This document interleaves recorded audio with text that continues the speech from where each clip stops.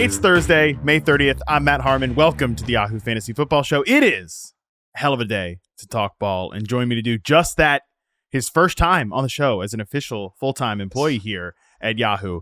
It's the one and only Nate Tice. Nate, what's going on, buddy? Not too much. Yeah, before it was like, yeah, he writes here, but he's not full-time here. He likes to stop by for a beverage every once in a while. Yeah. You know, like just stop by and say hi, shake some hands, kiss some babies. But no, glad to be here. Here being the show, and here being now Yahoo. So this gonna be a lot of fun. Also, you threw me a nice hanging curve for the first topic that we're gonna cover on this show. So I'm very, very excited to talk about it. Oh, I mean, listen, you were the first person that jumped to mind when I wanted to have this conversation, which is a continuation in the mini series we're doing here on the podcast, looking at kind of big trends, stats, sort of these things that really matter in football right now. Last episode, we talked about a specific stat, which was first downs per route run with Ryan Heath over at Fantasy Points. That was a great episode. If you haven't checked that out, I would really encourage you, whether you're fantasy football player that's doing best ball drafts right now, you're just like prepping for the season, I think you can find some great information there. But this one, we're going to get out of my comfort zone with receivers and all that stuff. And we're going to talk about the run game. Nate, our mission for today is less, it's not as, it's an interesting conversation we're going to have here. Like, yeah, we're kind of going to discuss if the run game is back, but more importantly, like, the run game in the modern NFL, because like we're not going to do the silly, you know, like look at the playoff teams last year. They all had good run games type of analysis. But to me, Nate, it sure sort of feels like that a strong run game, like a strong rushing team, all that matters more right now than it did in previous seasons. So I guess to start this conversation off, do you think that's right? And if so, why? Yeah, it is. I think really it's not so much running backs are back, but like you say, run game might be more emphasized. I don't know if it's fully back. It's diversified, which we'll touch on in a minute. But I think that's what's really been cool. And if noticing what's going around the league this last year, I'm excited to see the continuation of it this year. But it's really having to do with what's getting presented to them by defenses. And if every team can throw the ball now better than ever. Historically, quarterbacks are better than ever. The baseline's higher. It's harder to play quarterback, though, as far as what defenses are doing blitz-wise, as far as defenses are doing with soft coverages. And one of the ways to just stay ahead of the curve or stay ahead of the chains is revert back into a diverse run game. And I think you don't have to have a high usage of runs, but you have to be efficient when you do so. And that's really what it is. It's when it comes down to it, usually the playoffs. It's so funny how some of these old adages, like you just like want to say like, oh no, it's old guys. That's old sayings. Run the ball in the playoffs. No, you have to like defense wins championships. And then when it comes to the playoffs, it's like actually true. And it's like, yeah, that's kind of these old sayings actually, they came up for a reason. But it started, when in the 2010s, after the Seahawks Legion of Boom, just like the NFL is a parody league, NFL is a copycat league. A lot of those coaches were getting hired away. Dan Quinn, Gus Bradley, multiple assistants around the league as well that were running cover 3, running cover 1, all single high coverages. And naturally, just by body count, single high coverages are meant to take away the run. They are meant to just change the number count for the blocks. And that is the number one thing that why what we're about to talk to you about this year or this last couple of years and what happened this 10 years ago or so is just number counts. Really, that's what it is. So it just goes when it's single high boxes, only certain runs work against that. And the best run against those looks is outside zone. And outside zone is a safe run. It is a run it run, meaning that no matter what the look is, I can find an answer against it. Some are better than others, but you can find an answer just because of how the blocks are. There's a tight end involved. The quarterback holds the backside defensive end because of the bootleg stuff. So it changes the number count. What offenses became the offense in the NFL? Shanahan offenses. And right. What do they major in? Outside zone. So they were by nature just what they did. Their staple of their offense was the meta of the NFL. It became the meta of the NFL. Everyone was figuring out ways to run zone. Defenses got smart. We saw what happened against the Rams at the end of 2018. The 6-1 boxes, Fangio, Belichick, all these defenses started funking it up. It continued the next year. Shanahan, of all people, was the one that was ahead of the curve. He went, let's not run zone so much. Let's run gap scheme. Let's pull guys. Let's get guys moving. Let's motion these guys across at the snap of the ball to change the number count. All these types of things. And then now that's what's being copied here. And I can explain a little bit more, but that's what's led us to this. And the defensive adjustment was to then run more 2 high coverages, more cover 2, more cover 4, more cover 6, which gets numbers out of the box. But it should, in theory, make the runs easier to run against. But really, defenses have become better at tackling. The safeties are more involved. So now we're into this place right now where it's the standard runs are harder to do, even if the looks are technically good. So now you're seeing some innovation happen with teams changing up those staple looks and putting new twists on it. So it's kind of a cool trend happening right now in the NFL.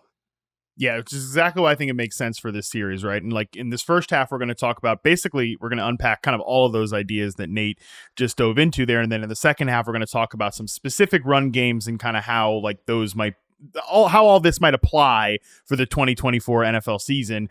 But specifically, it's funny you mentioned that like the league's a copycat league. It's also a reactionary league. It's also a cyclical league, Nate, because to me, like 10 years ago, maybe more like, I would say maybe like 7 years ago when I can remember being at NFL Network and like doing a lot of work with like next gen stats and like all the analytics and stuff like that. And wondering to myself, like, well, everybody's getting beyond just like the math of it all and the number count of it all, just like the literal size of the humans playing the sport right now. We're like, all right, if we're talking about getting smaller and faster, you know, at linebacker, we're talking about getting like smaller and faster to rush the passer up the middle, right? Like, what's the talk about a tired old adage? How do you get pressure on Tom Brady? How do you disrupt Tom Brady? You disrupt him up the middle. You rush up the middle, right? So we're getting smaller bodies up the middle to do this stuff. I just remember even then thinking to myself, like, are we going to eventually cycle back to like big people win in this sport, like big people greater than small people, especially when it comes to like running the ball? And is that sort of power run game sort of kind of coming back? And I think now as we sit here kind of on the precipice of the 2024 season, coming off 2023, specifically after watching some of these Shanahan teams and that tree sort of going away from the old ways of their own systems, I think this conversation is even like the answer to that is yes. Like, I think, yes, we have kind of gone back in a way, not fully, like we'll never fully go back to like the 90s and stuff like that of football. Fullbacks aren't like fully coming back. No, it's not nothing like that. Might be a little sprinkling of them, but no, it's not going back to that.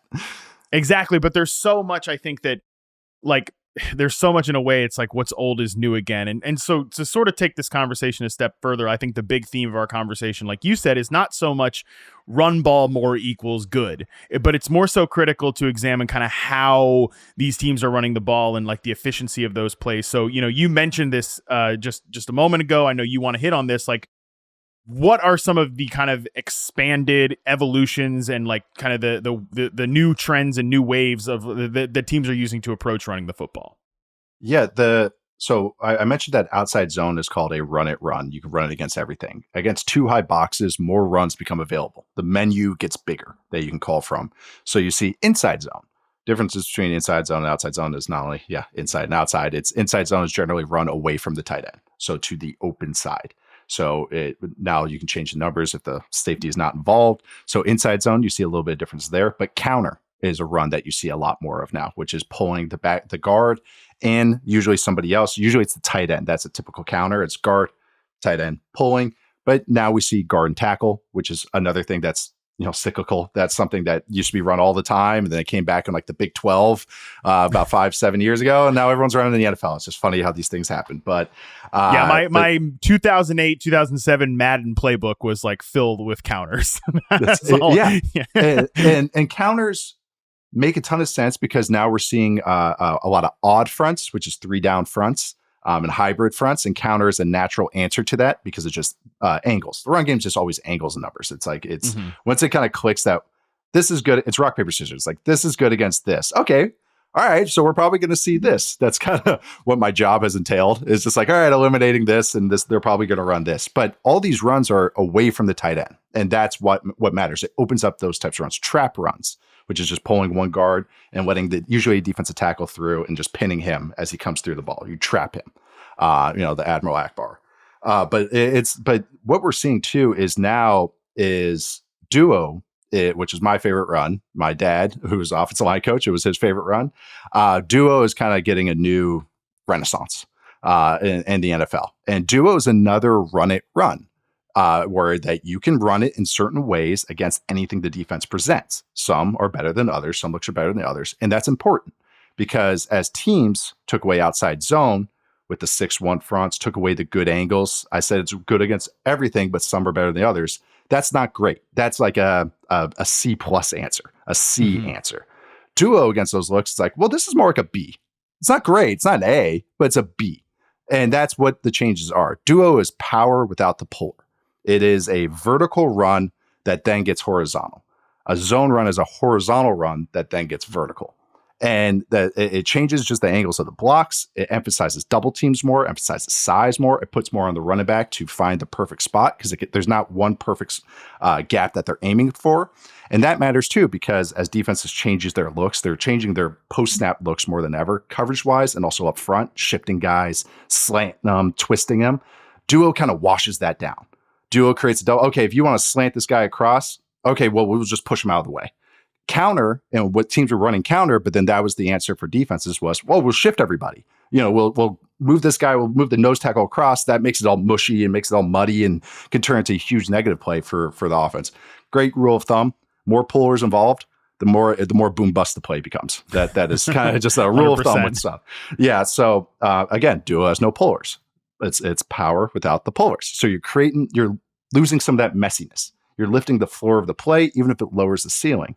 And the best team to watch this transition from was the Rams. Mm-hmm. They went from the outside zone team in 2017, 2018, all the way to the Super Bowl. The 6-1 fronts got presented. And then now this past year, they were the number one duo running team and the 28th highest running zone run team.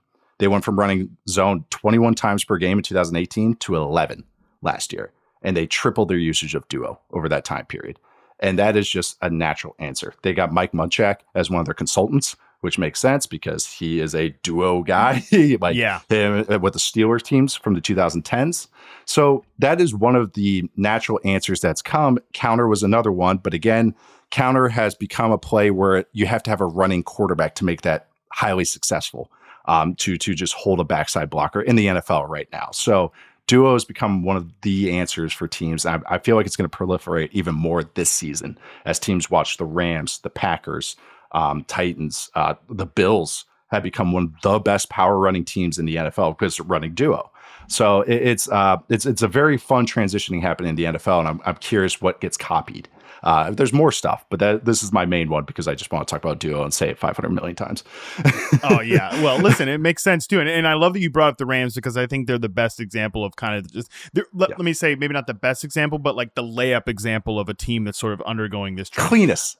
Yeah. The cleanest. Yeah. Well, because really, Nate, I think some of it is because it's so extreme.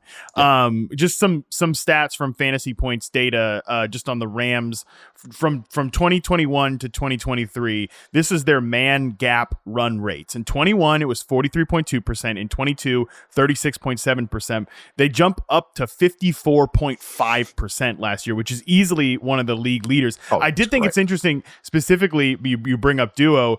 If you go back to the 2021 season, they didn't do it a lot, but they led the league in explosive rushing rate. They've always had runs. It went from changeup to fastball. That's really like the thing. Yeah. So sorry to cut you off, but it's always been in there. Yeah. Who knows if it was something that, they go back and look at the numbers on this and like, hey, maybe this is something we can, as we are clearly in 22, that offense was like just a show. It was a mess. Yes. And a lot of they go even heavier into away from man gap stuff and more into the zone runs, and that run game. We spent a lot of time thinking man, Stafford's not getting any protection. No receiver beyond Cooper Kupp is viable. Allen Robinson's lost a step, but you look at 3 steps. You look back at the run game that year was a huge issue. And I wonder if that sort of put Sean McVay in this moment where he's considering am I going to step away from coaching? And then he comes back into it and kind of has to take a full, a come to Jesus moment as a coach, and part of that is hey, I need to change the way I run the ball, and this is the result. I think that come to Jesus moment is exact kind of good way to put it. He went back to his roots of things. I think he was just kind of hey, what am I? What are we? What are we good at? And the Rams are one of the coolest teams last year. And if you told me that last spring, I'd be yeah, okay, really? Sure. Byron Murphy, yeah. Byron Young, I mean, sure. Kobe Turner, yeah, whatever. Who are these guys? Yeah, okay. What is cool about Van Jefferson as your number one receiver? Like, oh wait, yeah, not even gonna be on the team. Tutu Atwell again? Really, we're doing this again? I know. Yeah, Puka. I like Puka, but yeah, what is he going to do in the first year? It's like, oh, that was great. Oh, let's break a record. No big deal. But Puka unlocked this offense too. They were able to run duo because I just joked that, hey, fullbacks aren't coming back. Yeah, because teams are using receivers like fullbacks. Puka Nacua is basically a fullback for the Rams at times. So, but it's I know. So watching McVay and what the Rams did this season and kept it all under wraps. Talking to Jordan Rodriguez from The Athletic, who covers the Rams, does a phenomenal job. But she had so much stuff afterwards. She was like, I had to keep this under wraps. I'm sorry. I was like, no, I get it. She's like, yeah, this was at the practice and stuff. And I was like, because I was watching them the first month of the season. I'm like, look at the stuff they're doing. Because wasn't just the duo stuff. They were just doing simple things. And again, it's like what the Dolphins did in the pass game, and we can talk about them in the run game too, where it's like, what motion are they doing? They sent the guy out instead of in on the motion. Wow, like blows our minds. This is what the Rams kind of did, and the Packers and the Cardinals, the Falcons, Arthur Smith now with the Steelers. They would shift the tight end rather than a receiver on a jet motion at the snap. They were having the tight end do the jet motion at the snap to change the blocking angle, to change really the strength of the play. To or away from the tight end is so important for the run game. Open side, closed side, just what the runs you're available to are available to you. Just something I was talking about before. So if I'm in this one formation, defenses go, okay, this is their duo formation. This is their zone formation. We're going to tee off on it. The defenses are so smart right now. So what these teams are doing, the Rams included, they were the best at it. We're going to shift the tight end right at the snap of the ball, and we're just changing where the run goes. That's all they did. It's like, it wasn't like they audibled. I'm saying that the call was going to that motion side, but they just flipped the picture on the defense at the snap. It sounds so simple, but it gets them into a better look. It's surprise. Sun Tzu would love this. Like, it's just like, it's surprise, it's angles, it's using altitude, elevation. Like, that's really what they did. And it was cool seeing throughout the league other teams do that. The Packers were one of the best at it this last year. Matt LaFleur had some of the best stuff, pass and run game in the entire league last year. But the Cardinals were another team that were phenomenal at it. And that's why I think you are too, seeing your notes. You're pretty optimistic about the Cardinals. I am too, about what they could possibly be. But it was really cool seeing these teams kind of, maybe drop some acid and kind of expand their minds on what these they could do in the run game and stuff. The Dolphins probably one of the biggest ones too, because of some of the stuff. We went from come to Jesus moment to the teams are dropping acid to for the self-discovery. So hey, whichever path you want to go down there. Yeah, it was it. Self-discovery, one way or another. It's all about spiritualism.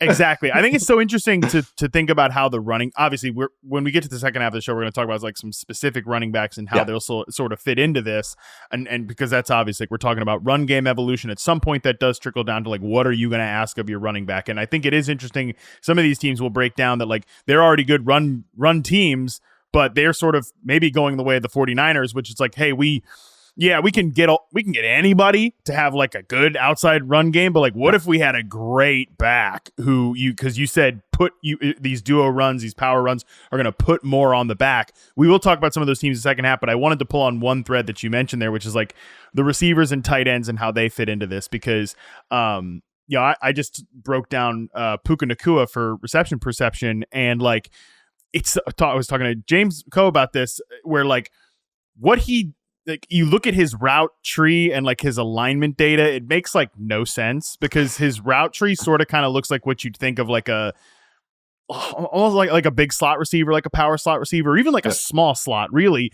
But he didn't quite like line up that way, because he lines up kind of all over the place, right? But it's because he gets so involved in the run game. And then it's crazy, Nate, to watch like, I don't want to pick on George Pickens, but I'm going to pick on George Pickens here a little bit, where it's like, he gets like hyped up for these like crazy blocks on like the backside of run always formations. On the backside. Always on the backside of run formations. The backside. I have a folder just in case anyone ever comes at me about this. I have a folder of that's incredible. George Pickens blocking, blocking. I mean, like missing assignments and all that stuff. I have a folder. Don't you worry. Yeah.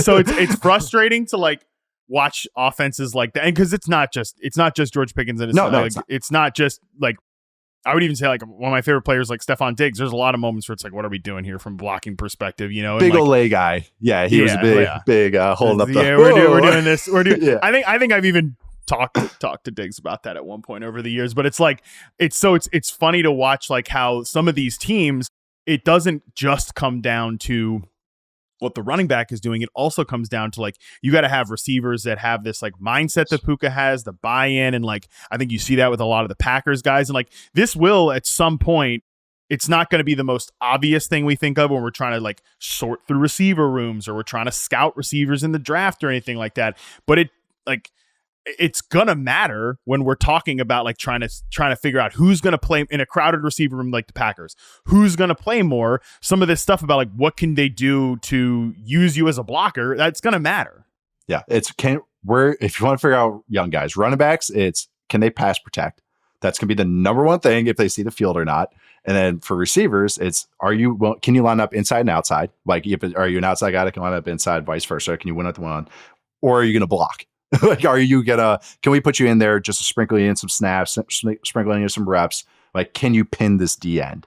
And the Shanahan guys, and even Bruce Arians, who is his own kind of tree, what those guys did with the receivers, this is just the human element of football and sports and everything, is, you're going to block 7 times. We're going to make you block a safety over and over. But once we get inside the 10, you're getting a touchdown. Like we're going to reward you with a pass play if that's going to juice your stats a little bit. So like they're very good at doing that. And I know it's because some of these guys don't want to do it. No. and that's what's been so cool about Brandon Ayuk is that it clicked for him this year. And now he's like awesome at it. Like, dude, he went from a negative to plus. I maintain, and like I say this as a guy that was big on Ayuk going into his second year, I should say day one, but day 2.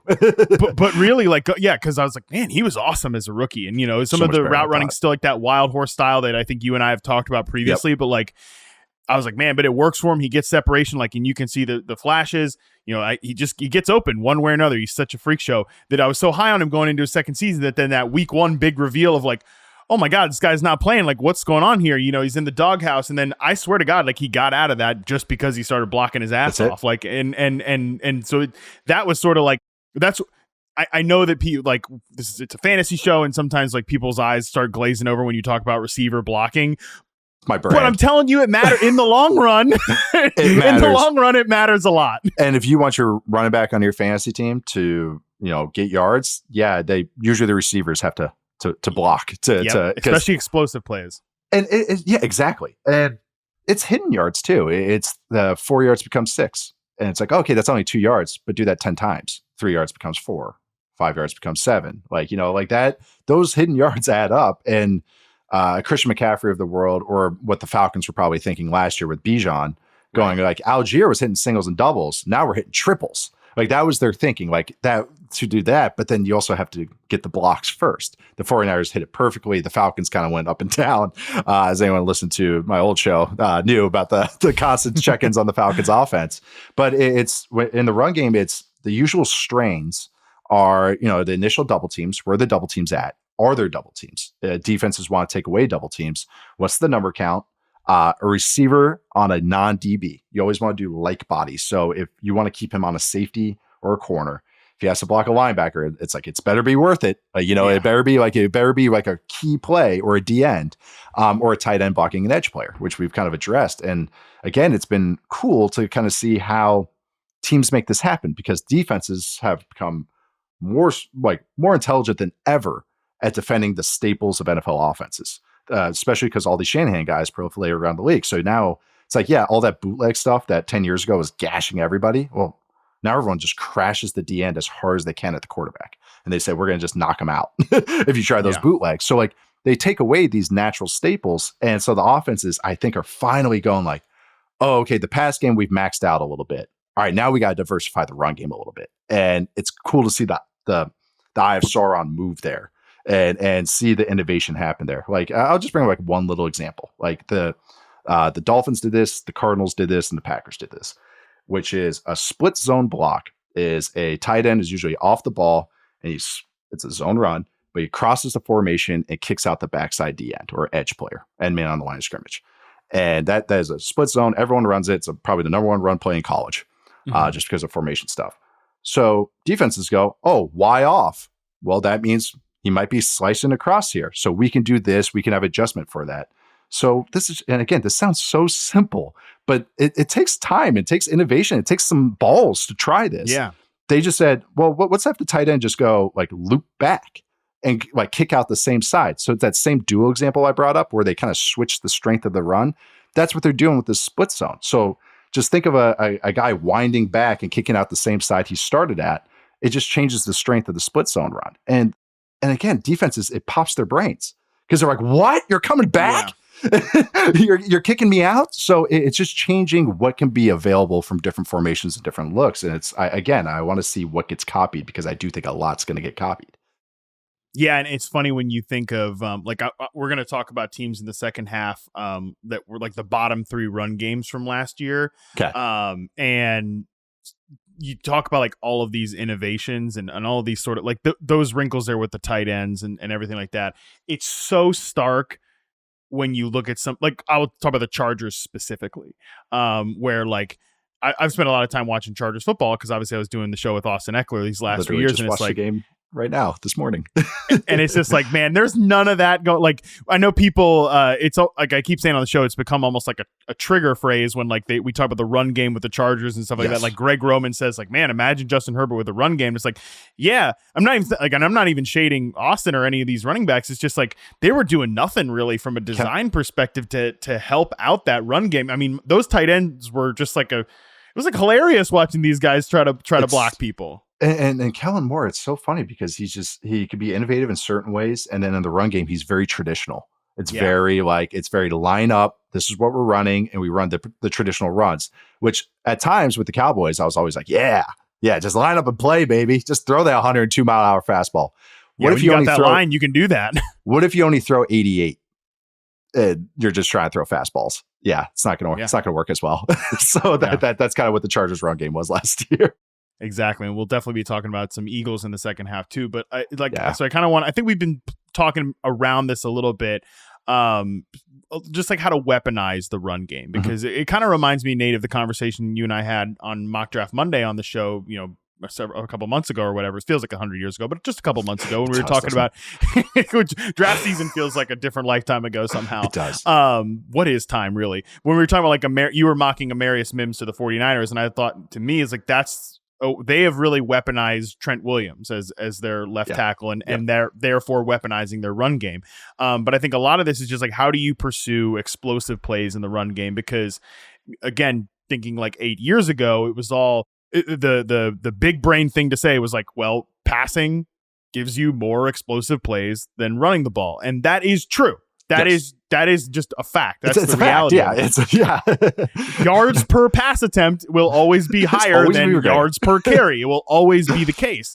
And then, especially like yards per completion or anything like that, it's always going to be higher than rushing plays. But I think that just saying that on its own, this is sometimes my problem with like certain, like the way we do things with numbers. Sometimes it's like saying that alone should not just be like the period end of the sentence. It should be like ...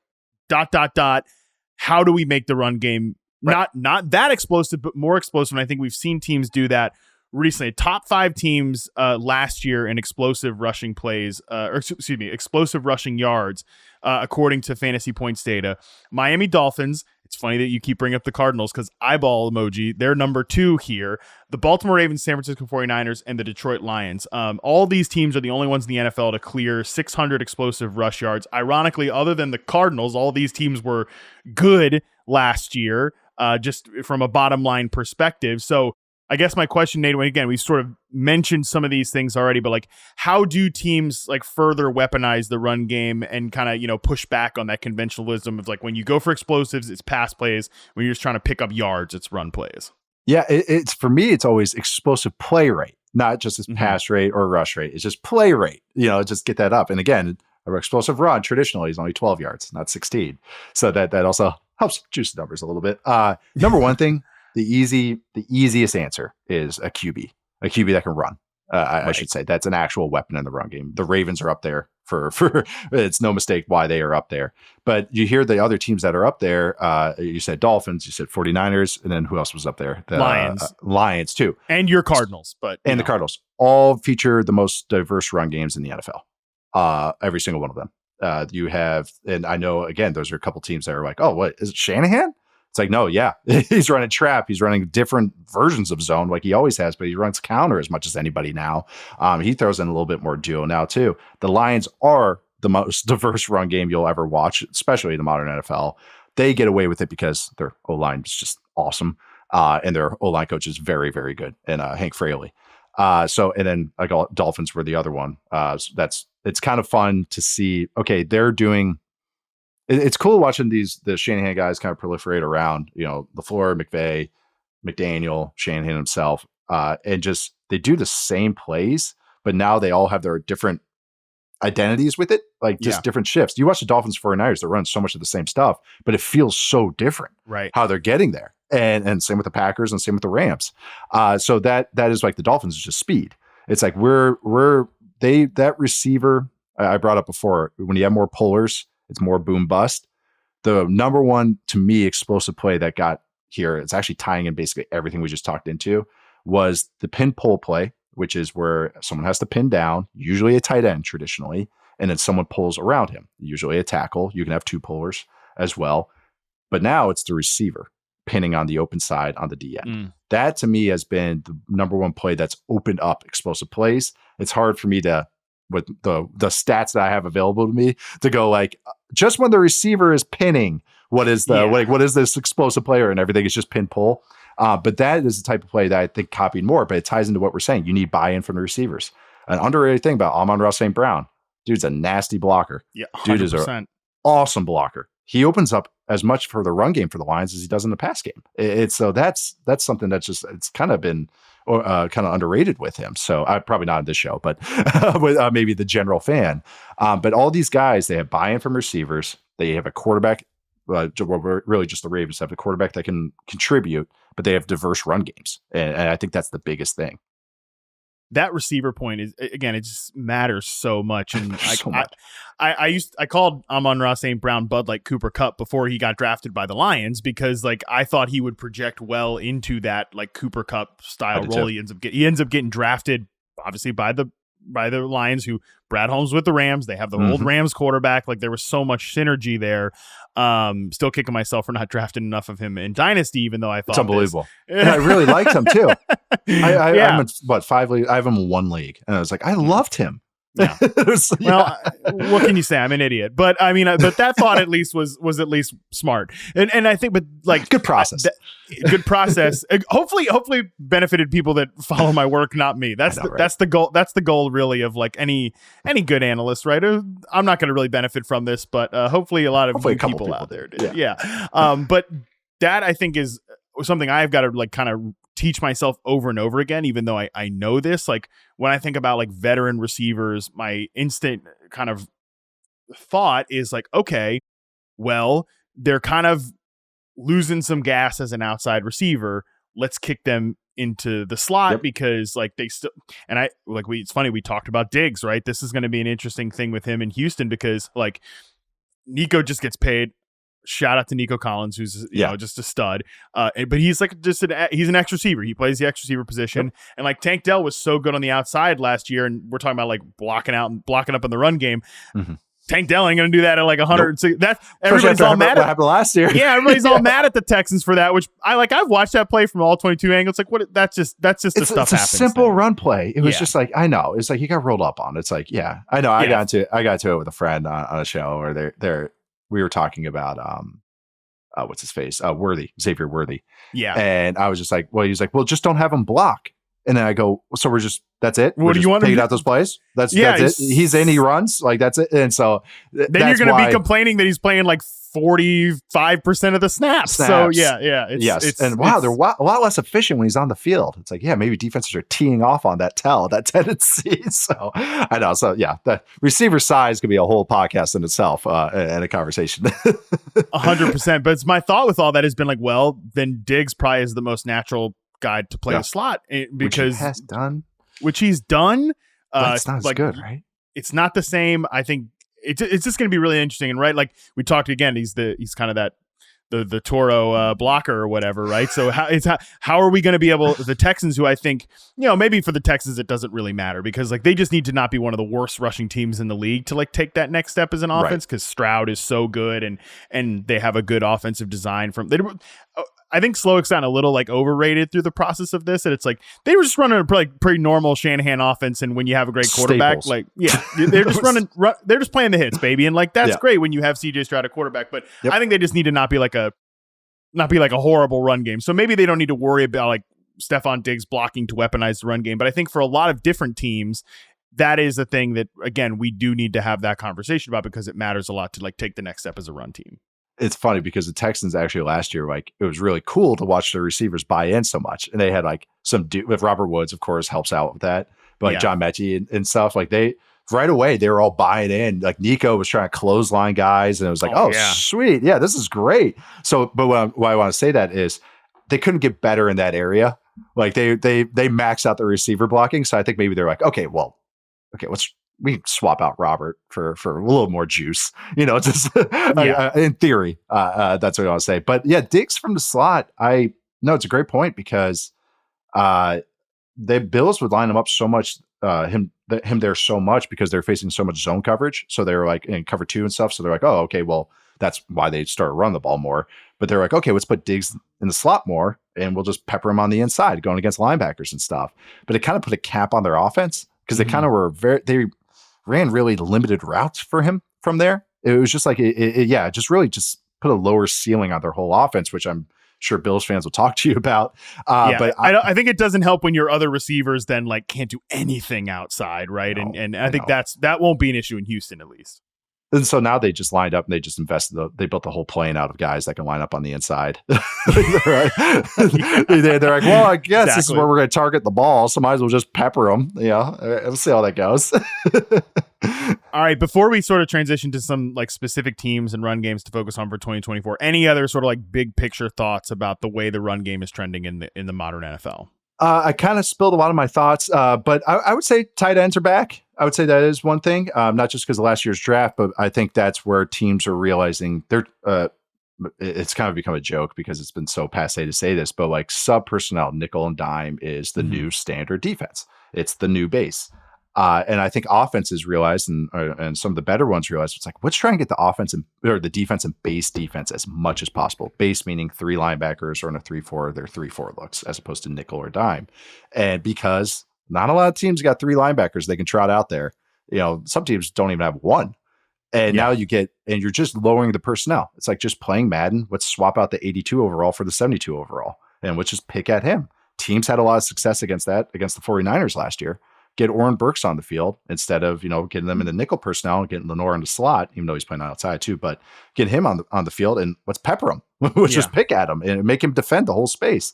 So why I want to bring that all up is like, I think tight ends, their usage there would be a little bit of uptick where teams are going, it's not going to get 12. All right, you're going to match us with sub personnel against 12. Let's go 13.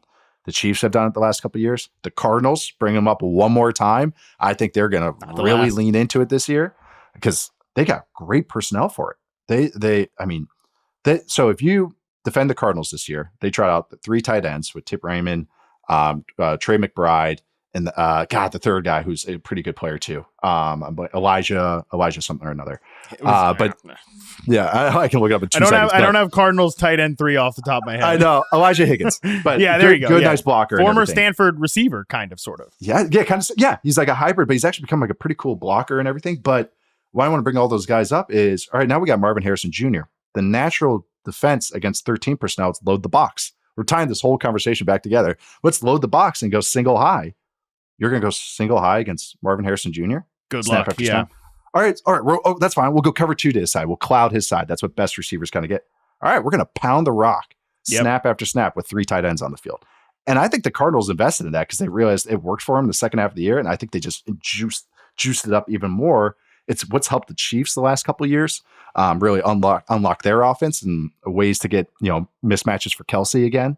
So the Cardinals are the one team I've kind of pinpointed as that, but I'm curious if other teams kind of lean into a little bit more of that, more tight end looks.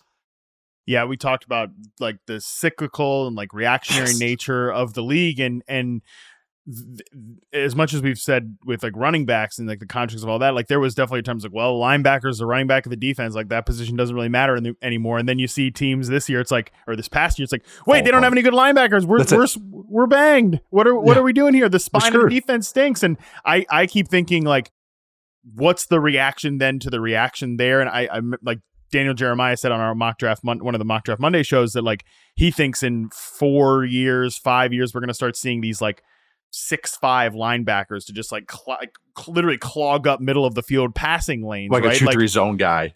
Exactly. Yeah. Because like, well, we tried to take away like too high, deep passes, stuff like that. So teams have sort of tried to matriculate over the middle. Let's just get tall guys. So I don't know. And then that will be fascinating to see how offenses attack that. So that's what's beautiful about football is it's like a constant moving picture. It really is. And the hybrid player thing is huge though. Like we're going to see so many of these 215 to 225 pound guys, and we're going to go, yeah, that's dime. And it's like, well, I mean, look at the Cowboys. They had like a 202 pound quote unquote linebacker, playing for them last year, like that. It's like, yeah, they're technically that, but we're going to see more of that hybridization, the Kyle Duggars of the world, like where it's like those types of players are going to be kind of, but again, brings us back to the run game. Because if they're lighter, just run it on them. Let's just use physics to our advantage. All right, we're going to take a quick break. When we come back, we're going to look at some specific teams and run games to focus on for this year right after this. All right, we're back. Nate, I've broken these teams into 3 categories here. The first category I want to talk about is teams that were efficient running the ball last year, but still went ahead and made a big swing at running back. Those 3 teams are the Ravens, the Eagles, and the Packers. Ravens obviously add Derrick Henry, the Eagles add Saquon Barkley, and the Packers added Josh Jacobs. Like, you can look back at the stats last year, you'd think like, these are good run teams. Like what the hell are we doing making, they can throw out Gus Edwards. They can throw out AJ Dillon. I mean, Kenny Gainwell. Let's just throw out anybody. I think these teams are challenging that notion. And to me, it sort of comes back to what we talked about, that Christian McCaffrey example, which is, let's get a running back that we can theoretically, we'll see how it all works out, but like put a lot on that guy and really truly maximize our run game. So kind of any of those 3 teams stand out to you in terms of like what to think for like expectations here? I would say biggest curiosity for me was the Eagles, because they have Jeff Stoutland and he's kind of like, their offensive line, I feel like was going to be okay. So it was one of those where they didn't have to invest in Barkley so much. Mm-hmm. I'm excited to watch it, like, cause I just want to see what it looks like. The Ravens one, I don't know if like it's like Derrick Henry and Gus Edwards are like part of the same archetype of running back. Don't catch very well, straight line, big body. They're like the 2 best short yardage backs in the last 5 years. Like literally just he's like Gus Bus is a Diet Coke version of Derrick Henry.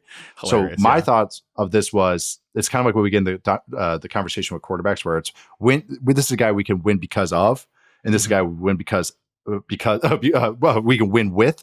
And I think that's what they did with the running back position. They said, well, Gus Bus was, we can win with, but Derrick Henry sometimes is just, we're going to win because now we just pounded on him 400 times. And then we also, sprinkle in Lamar. So that's the thunder and lightning of all that. So that one I actually was kind of like, yeah, it's a in for a penny, in for a pound kind of investment. But I actually was kind of like, again, want to see it. The Packers to me felt like a Matt LaFleur, here you go. Like, let's not draft a young guy, like another young guy, and let's give LaFleur just a vet to throw in there. It was kind of funny just going from the Aaron Jones to Josh Jacobs thing, but even though they still ended up drafting a young guy later in Marshawn Lloyd. I know, because that's because Goody could just do whatever he wants there. It's like, that's what's nice when you have no owner. you could just, sure, head coach, you're unhappy. Who are you going to talk to? But I think Jacobs, because he's such a smart player, 3-down guy, can catch fairly well. It also, solid runner. I think to me, that was more like giving LaFleur kind of an attaboy, throwing him a bone of like getting a nice safe player. I'm curious though what Jacobs looks like, because it wasn't great last year. Even if the Raiders run stuff and just their whole offense was just inept, like it wasn't like he was kind of really wowing me. So that's, I really like Josh Jacobs. That one was probably, so a lot of curiosities. I would say if I had to pick one, the Ravens one I like the most, but it's like a lot of them where I was like, I get it, but also I can get the negatives of all these as well.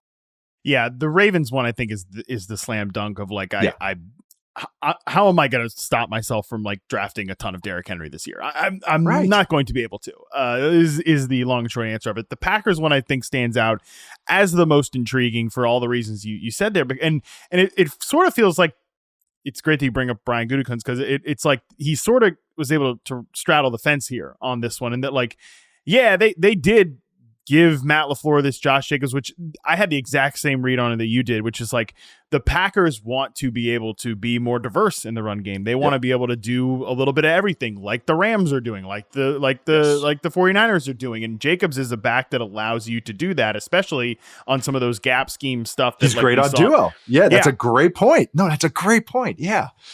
But at the same time, they still gave him a contract that's like, well, if he shows up looking like 2023 Josh Jacobs, like we're out of here. And then like we also draft Marshawn Lloyd, and like LaFleur keeps anytime there's a mic in front of him in training or like OTAs right now, he's like committee. I've always had a committee back. So I think that's the one that has the potential to be the most boom bust, I guess.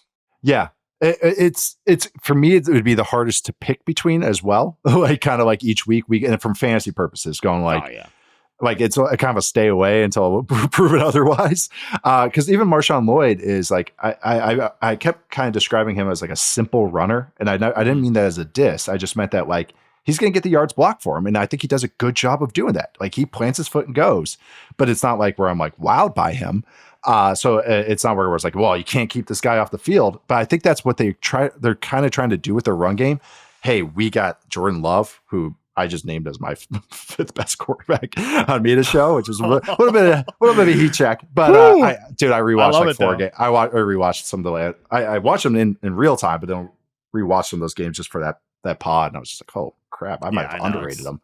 Yeah, but I think that's what some of the thinking was well, let's just have our singles hitters in the run game. We're going to get the explosives through the pass game, so let's just stay on schedule. Because I think last year, especially the first half of the year, none of the running backs were healthy. The offensive line was going through some stuff. It was so many 3rd and 10s and 3rd and 12s that, what LaFleur's background was get, 4 yards isn't a bad thing. 3 yards isn't a bad thing because now we're 2nd and 7 as opposed to 2nd and 12. Right. Ironically, like they were able to do that when Aaron Jones, who they jettisoned, is when he was in there, they were able to do that. But of course, I think it's mostly just the health stuff. Yeah, I think it's mostly just the health stuff. But because then when you have AJ Dillon back there, it's like, well, we're lucky if we get 3 yards, So I think that's why they have to have Marshawn Lloyd in there too. So that is, I'm with you that at first it blush when they signed Josh Jacobs because I was high on the offense overall, and I'm high on Love. I love Reed and Wicks. Those guys are ballers, and like the other players are nice role players as well. They got 2 intriguing tight ends. I was like, okay, the feature running back on that team, like I want that guy in fantasy. But now that they've added Lloyd, there's more time to think about it, and he's going off the board as a 29th overall player in early best ball drafts. I'm like, yeah, we'll see. I think I have very much like a. Yeah, I think I have a very he's going ahead of Derrick Henry, which to me, like I'm taking Derrick Henry like 100 times out of 100. Yeah. I know you're betting Henry's an outlier. Like, oh yeah, he hasn't missed time, but it's like I'm still betting on the outlier. Like he's because he has yet to prove otherwise for me. Exactly. All right, so let's talk some teams now in the second bucket. These are sneaky potential top run teams based on 2023 peripheral data. All of them. I've got the Steelers, the Cardinals, and the Bills. But let's talk about the Cardinals, Nate, since you've somehow... I think I already fired off 7 points about them. So just a couple things here. They led the NFL in explosive rushing rate last year. They're 7th in rushing EPA overall. I love the points you've brought up about them because they were just like, you watch them back and I watched them very early in the offseason because I had to do Marquise Brown for, free agency and stuff like that. And I was like, this offense is pretty well designed. Like, I mean, I will admit I wasn't doing a lot of like, other than I think I did 4 games on Michael Wilson very early in the season. I didn't keep up watching the Cardinals throughout the course of the season. So you go back and watch the film, especially late in the year even when Brown's not that healthy, you're like, you know what, this is a really well-designed offense, and a lot of it comes back to the run game. So, and then they draft Trey Benson this year, who I think is just like the perfect fantasy pick that you want to make because I think he's going to have some standalone value, Nate, but I think obviously if James Conner gets hurt, like you just fell ass backwards into like a potential RB2, maybe low-end RB1 if he really gets going, especially because I think we're both on the same page here that this could be a very interesting run game this year. Oh, very interesting. Cardinals been, I've been several shows just very bullish on, very optimistic about, because it was one of those where I was watching opposing defenses and then I was, hey, okay.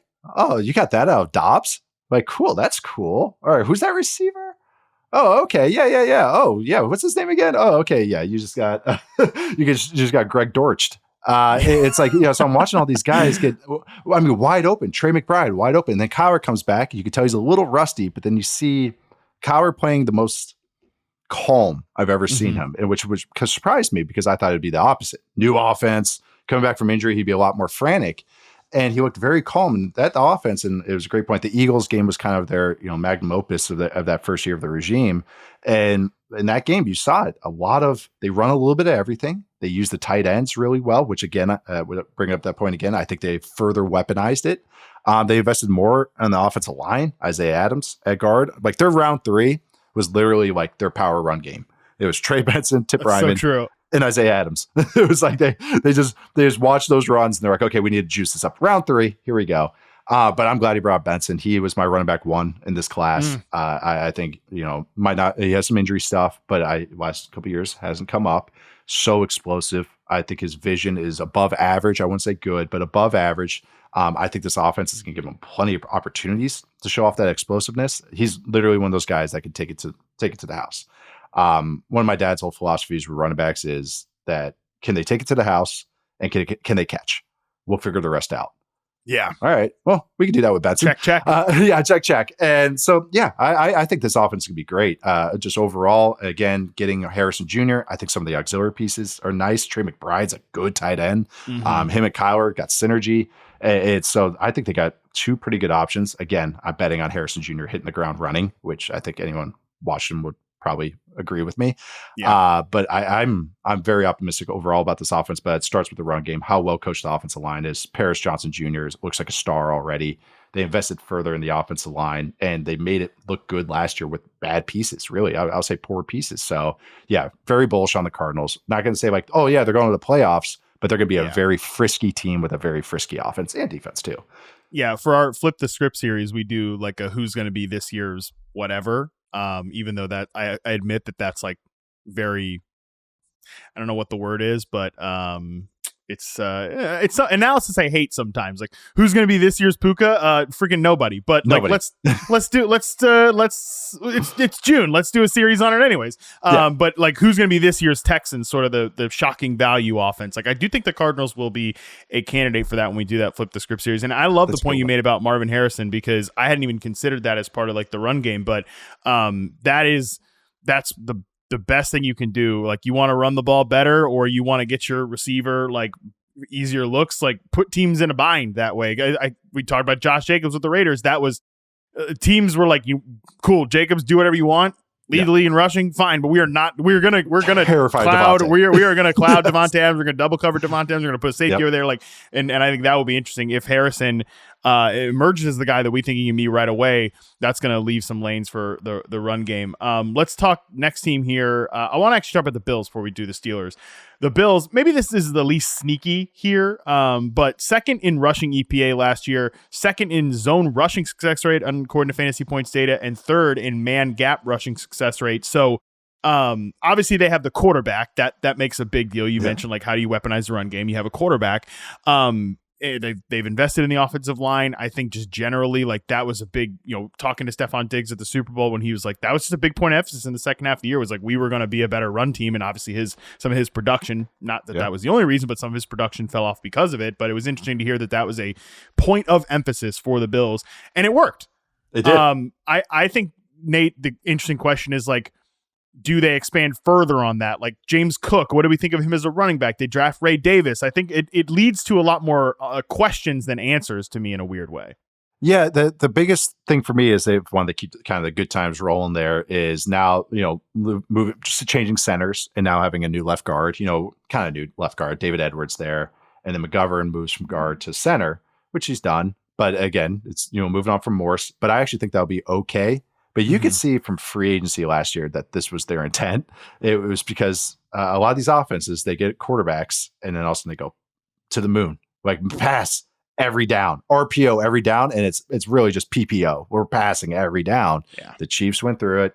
The Bills went through it last year. Every good offense kind of goes through these moments. Some get through it quicker, but some take a while. But the Bills last offseason, last draft, they signed McGovern. They drafted Osiris Torrance. They even signed Damian Harris and Latavius Murray, very downhill running backs. Like, so to me, it was like, oh, okay, I see where you guys are going with this. Their tight ends, yes, they went Dalton Kincaid, who's more receiving only, but shoot, even just what's his name, Quentin Morris is like a good blocking tight end. They did jumbo a bunch too. They were one of the biggest jumbo teams, which is using a 6 offensive lineman. They loved doing that last year. So I think that their emphasis on that was because of Josh Allen. It was what we just talked about, where having a receiver gives you cover 2 coverage. Good quarterback can do that too. And if I'm playing Josh Allen, I know I don't want to play man coverage, like, because he can just run past everybody, but when they turn their backs, or he can just find some explosive play down the field. So I think, to me, it was like, okay, they're gonna run. They saw a lot of zone. So receiving wise, it looks like they're getting a lot of zone beaters. Keon Coleman, like in big bodies. Even Khalil Shakir, like, has a good feel in zone and stuff like that. And the Dalton Kincaid, watching him, especially the second half last year, how many 5-6 yard out routes from the slot, just over and over, stick route, stick route, stick route. I think they're leaning into that, but run game wise, it's the other way to beat zone, because you just, all right, you want to run zone? Here's 5 yards. You want to run zone? 5 yards. They did it against the Cowboys last year. They absolutely gashed them in that game, where they're just running anything they wanted to. I also thought that they did some innovation stuff. I wouldn't say innovation, but they are the only team that majors in the dart run play, which is the tackle pull. It's trap, but it's kind of trappish, but yeah, it's a tackle instead of a guard. College teams run it throughout the NFL, but they're the only team that I see major in it, that run it a lot, because they have 2 tackles that can do it well. So they invested in it, and I think they're further investing into this personnel. Cook is interesting to me because he's not the best dual runner. Yeah. He's not. He doesn't have good vision. He just doesn't. He's an explosive running back, doesn't have good vision. So, but Ray Davis actually is. Like, he fits this mindset more than Cook does, even if Cook did well in it. So that draft pick was like, of course they took him, because he's such a, physical running back. I'll leave it at that. And it seems like that they're really leaning into more of that physicality in their offense. It felt a little bit like, hey, we signed Damian Harris last year. He had, unfortunately, the neck injury. He had to retire. He's doing damn shows with us. I know. He did the draft show, right? I know. And he was awesome. I love Damian Harris. He's like one of my favorite players. I know. I love him as a player. Yeah. He was great. Hopefully he comes back next year, and you're on the show with us next year. Right? Hopefully it all works out. Great. That would be awesome. But like, he has to retire. It felt like, in a way, that was like, oh, this is like our replacement for the guy that we wanted maybe Damian Harris to be. Because when they signed Harris, I was like, that makes so much sense. And then again, Ray Davis is a guy I just like haven't really thought about as much. But yeah, you look at him right now, he's running back 54, 166 overall player in early best ball drafts. Like, there are running backs every year that, like, in standard leagues, in best ball sickos, like, yeah, they're going to be on this situation, but like maybe in like your typical redraft, like home leagues, this might be a guy that doesn't even get drafted. And like, you just put him squarely on that like waiver wire speed dial, because maybe throughout the course of training camp, like some of these things we're theorizing about Nate do become like reported realities, but also maybe they don't. And then like we come out and we see like 8 to 10 carries from Ray Davis on these like power duo runs, and we're like, yep, this is exactly what we were talking about back in May. Yeah, that's it kind of feels like, I love that call though, that they were like, well, we wanted Damian Harris. Who runs like Damian Harris? All right, there we go. We found a guy that kind of runs like him, but in the 4th round, it just makes a lot of sense. And it's the most classic round for that type of back too. It's their offense is just such a funny dichotomy, because the pass game is so nickel and dime. And I'm not saying, usually I use that in a negative way, but Josh Allen can do that. But then the run game is just so physical and like power heavy and like at you. And so it's like this kind of finessey pass game with this physical run game. And I'm curious how it works, because it's usually those kind of quicker pass games. Usually it's with the zone runs. Like, that's literally like the West Coast offense and the Shanahan run game and everything that came with it. And so now we're seeing just that kind of mixture of it all. And I'm curious how they make it work. I am. And because they're leading away too from Josh Allen's legs are one of the most explosive weapons in the NFL as a runner. They're getting away from using him as a designed runner. Yeah. until the season gets along and they have to get the high leverage moments. So again, they have to find ways to stay on script without, just going, go again, Josh. Oh, okay. Go again, Josh. All right, hold on to the ball this time. All right, go again. So I think that's a way. It's like take the ball out of his hands, let him get a rest, take a minute, and then just keep pounding the rock. And it worked for him last year. And I don't see it unless injuries, of course, like they take a step away from it. Because even the guy they drafted, Van Pran, and on day 3, I thought he would be like a day 1 starter for somebody. I had a round 3 grade on him. Yeah, so like I could see him start. He's a center only player, but he's very smart and he's a physical blocker. So it makes a lot of sense why he ended up here in Buffalo too. Yeah, I think the Bills are one of the most fascinating, one of the most fascinating offenses to watch. Like between all this run game stuff we're talking about, they have an elite quarterback. Like I'm definitely curious about what the pass catching dichotomy is going to look like there. The whole thing. Easy to understand why they're a fascinating offense. I think the more like the last team in this group here is sort of like the sickos meme, when like looking through the window, like, yes, I can't wait to see what this looks like. Wait. And I'm not sure if it's going to be a good picture on the other end of the window, but like, I at least want to see what it looks like. And that's the Steelers, who were 4th in explosive rushing rate last year. They're top 12 in both man and zone rushing success rate, which I think is important because Arthur Smith has been typically more of a zone run scheme guy. But, some of these two backs in Warren and Harris, I think, can do a little bit of everything. So maybe to say the Steelers are a sneaky run team seems kind of stupid because I think now we've all said, like, they could lead the league in rush attempts this year. I just like, I'm curious your thoughts about how Smith marries with these running backs and the investments they've made in the offensive line. And like, is there any way that this doesn't work out, I guess? The run game's going to work. It's the pass game. Right. Run game's going to work. That's a good way to put it. No, the run game's going to work. It's a safe bet. I know Arthur Smith's name is like a curse word on fantasy shows, but it's not on this fantasy show. Yes. Not on this fantasy show. Ball. That's right. At least if I'm hosting, maybe the other people I can't speak for. Dude can dial up some ball plays. He really can. And I know it gets frustrating when it goes to Michael Pruitt, so Kyle Pitts and everything. I get it. But as a guy, did you see, sorry to interrupt, but did you see that Pat Fryermuth said like Arthur Smith's offense is great for tight ends? Like recently at one of the Steelers camps, like he is right. He is right. So sometimes it's going to be like the 3rd or 4th tight end on the depth chart. The bit goes too far sometimes. Like he kind of memes himself to death sometimes, Arthur Smith. But I wrote last week or 2 weeks ago about, there's like 13 new offensive play callers. I think it might be 14. And I was like, all right, I'm going to pick 7 of these guys, just try and narrow it down somewhat. One of them was the Steelers. And because I started looking at the roster, after the draft, the dust settles, and now I'm looking at everything. I'm like, this could work. This could work. This not only could work, this could work well. Yeah. That offense really came along in the second half of last year. They were kind of pulling off a rogue, from X-Men, where they were kind of stealing a concept week by week from other teams. Yeah, they did. They played the Rams, and like the very next week they ran like 3 of their plays, like same motion.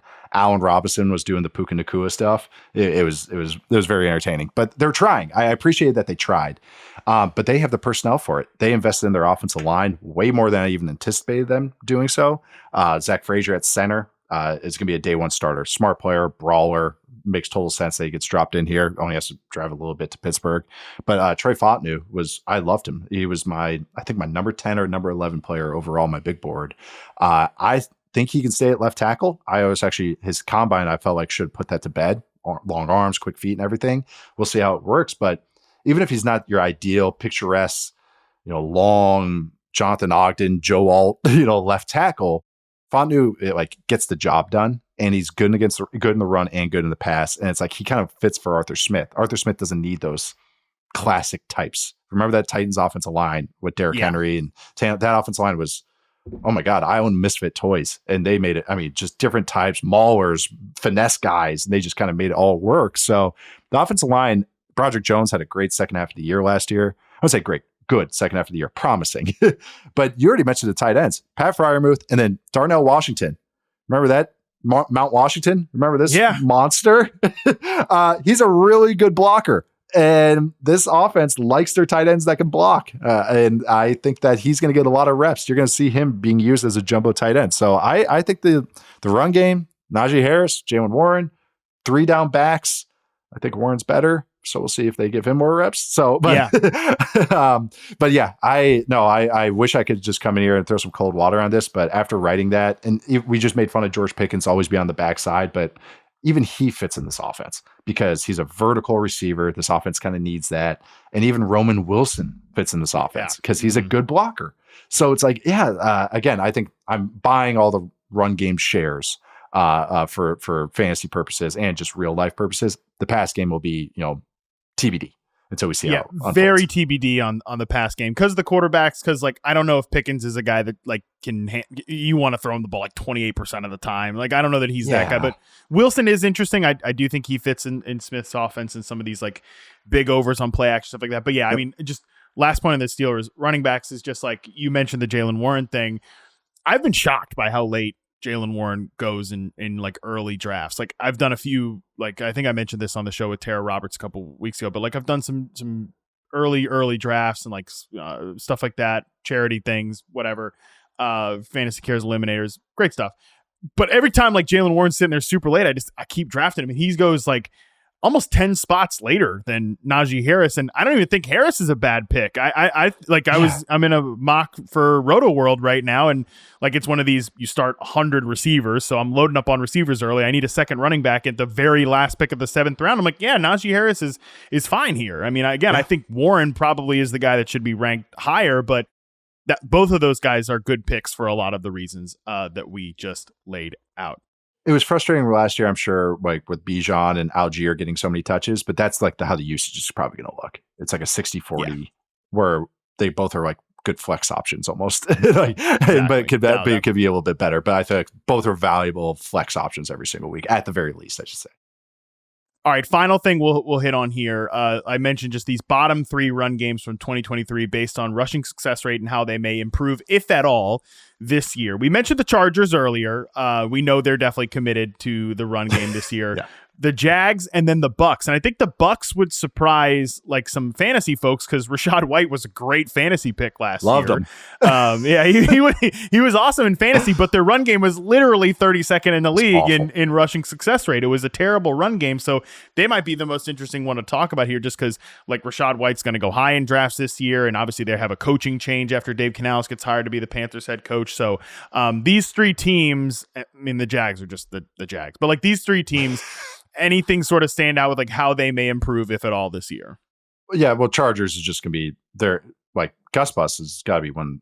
Like you got to take. I'm trying to find them in every league possible. Like because it's just like just for this year because it's just they're going to pound the rock. Like it's just part of Harbaugh's philosophy. So even it might be a volume thing better than actually what it looks like efficiency thing, but they're going to pound the rock, and it's going to be good. Like as far as like scheme wise, but we'll see how it turns out as the season goes along. But the Bucks won because they selected one of my favorite players in Graham Barton, who was a top 12 player for me. I was super high on him. I legit think could play all 5 spots along the offensive line. They put him at center, which is where a lot of teams had him because he's smart, he's athletic, he's big, but he's going to help right away as a stabilizing force. And that's what they needed. They had good tackle play last year, especially Tristan Wirfs, his first year at left tackle, but then Luke Gedeke, he had a better second year starting. Like he actually looked like a good, solid right tackle. So that actually surprised me because based off what he looked like as a rookie, but their interior guys were just getting washed every week. They couldn't not run the ball at all. And to his credit, or I don't know if it's credit or not, Canales was committed to it. Like he was still trying. He was still trying to pound that rock and then figure it out and find ways. And he made jokes about that when he went with Carolina. And the new OC is Liam Cohen. Like he's not going to change that at all. So I don't think they're going to move on. I just think they got a personnel injection at center, especially. And you hope Cody Mock has a better second year. I thought he was pretty dicey as a rookie, but we'll see. He was supposed to be a little projecty anyways. But then the run game. I even think Bucky Irving is a nice kind of. Him and Rachaad White and Bucky Irving are so funny because it's like Bucky Irving runs like a bigger back, even though he's 190. Like he has that kind of Kyron Williams to him where he's good vision. Doesn't have a lot of burst, the top end, he's a singles hitter, doubles hitter, but he's got good vision, good pace and everything. But then he's smaller and like those types of backs, that running style with that style. It's like, but I like him in this type of role as maybe just a steady Eddie to pair with Rachaad White. So really to me, I think they'll get a natural injection because I think one, Liam Cohen's going to run the ball, but also two, because of Graham Barton more than anything, because of just what he can do for help out everybody else on that offense. No, I think both those teams are pretty set up well to improve. And it's good. I promise there's going to be like every other fantasy show is going to like just send up warning signals about the Chargers are going to run, but like it's going to be good for Herbert, I think, to have a legitimate run game. It's going to be good for the pass game, for that run game to be credible. And I think the same thing can happen for Tampa Bay as well. I really like Canales, but I think I'm interested to see what Liam Cohen does with this offense. I think that's going to be fascinating for our guy Chris Godwin too, moving back into the slot. But the Jags is the one that I'm just like, I don't know, man. Whatever. Like they're talking about like we got to get Tank Bigsby involved again after that didn't go so well as a rookie. So like I'm just kind of, my hands are just kind of up. Why does his name get brought up again? I was like, why is Tank Bigsby getting like, we need to get Tank Bigsby touches? And it's really because it's like ETN is so boom busty that they're just like that whole run game was boom bust. It was like, every year they come out and it's like, well, we can't give Travis Etienne that many touches, and then they do. I know. I know. And Dearness Johnson's not bad. Like, I actually like him a little bit. Maybe as like a dark horse. I actually think he's more talented than Tank Bigsby, if I'm being honest. But yeah, their run game is just, their whole offense is so frustrating to me. It's so many RPOs, so much screen stuff. A lot of that, if you ask them, would be like, oh, because we're trying to mitigate some of the offensive line stuff. And then they had their most success after their bye week when they were like, oh no, let's attack deep, let's wad it up, let's go bigger personnel and block it up with more bodies and then launch down the field. But they kind of went away with that. I'm still a little scared because their answer is Mitch Morse. Mitch Morse to me is like, he can be uneven. He can be kind of, he can have moments, especially like in protection wise, where he just botches stuff. Trevor's pretty good, so he can maybe help that out. He also has injury stuff. He gets banged up all the time. He won't miss games, but he'll be, facing a lot of injuries. And then they're acting like Ezra Cleveland is like just the answer. And I was like, what? Like, I get the former line coach knows him and everything, but if you can't tell, I'm not like very optimistic about all this. I do think Anton Harrison is a very good player. I think he has Pro Bowl talent, really good player. Surprised me even more than as a rookie. I liked him, but he was further along than I thought he would be. But then you just get into the auxiliary pieces. Their number one tight end, Evan Ingram's a slot receiver, like more or less. He can't block anything. So all that stuff I talked about early on, teams are finding ways to, let's get this guy that's not a great blocker in other ways. The Jags answer is RPO. We just won't have him block. Other teams go, no, let's put him on motion and help him out. So like, do the Jags try that this year? We'll see. Like Luke Farrell is kind of their blocking tight end, but again, he's kind of a underneath option only. Yeah. So it's just, I'm not, it's poor Trevor. I know people make fun of me and just like say you're a Trevor Lawrence fan and all that. You make excuses for him, but you just look at what they have up front. And I just like, I wish I was a little more optimistic on it than I am, but it just leaves me as many questions as, exclamation points and periods at the end of the sentence. Well, I hate to end what's been a fantastic podcast on such a low note. I know, but Jags fans are always just like, oh, it's like because I talk about the Jags probably more than anyone else. I don't know what it is. I'm sorry. Yeah, it's because you're invested in Trevor, and then you end up talking about him a lot. I do the same thing with certain like receivers that I'm way too invested in. Rashad Bateman, man, this is the year. This is the year. This is the year. Me to call us bait men. We're just bait men. That was it. Pretty much. I was like, oh, I can't come back from that. No, that's us. Well, hey, Nate, this has been fantastic. Incredible show. Perfect for the series that we're doing here. So thank you so much for doing the show. Is there anything that you're working on for Yahoo that people can check out right now? Nothing this week, but next week and the coming weeks, we'll just have, an article a week, a lot of kind of catch up stuff, some breakout player stuff, interesting offenses kind of stuff. Just treading water until camp starts. Podcast wise, probably hear me a little bit more on the Yahoo feed, other shows, your show as well, but other shows as well throughout June. But then my show, kind of my main feed one will be kind of starting at the end of July. But just kind of as we have solidified that, kind of start where I get the word out there, because I've had maybe about 500 questions on Twitter when you starting up, and I didn't want to give any like wrong answers and just have to like rectify it. So I was like that. So now that I know, I do want to announce that. Well, I will say, because I have permission to do this, Nate will be a staple on this podcast feed in the fall. that should be pretty electric. So if you love Nate, I wasn't sure if I could drop that or not. So yeah, here we go. Even if we can't, people can get mad at me. Now we can. Yeah. Now we just did. So yeah, Nate is going to be a feature, a staple on this podcast feed this fall, which is going to be absolutely electric, and many, many more things to come. Listen, a lot of cool stuff is coming this season. That is for sure. But that is going to do it for us today.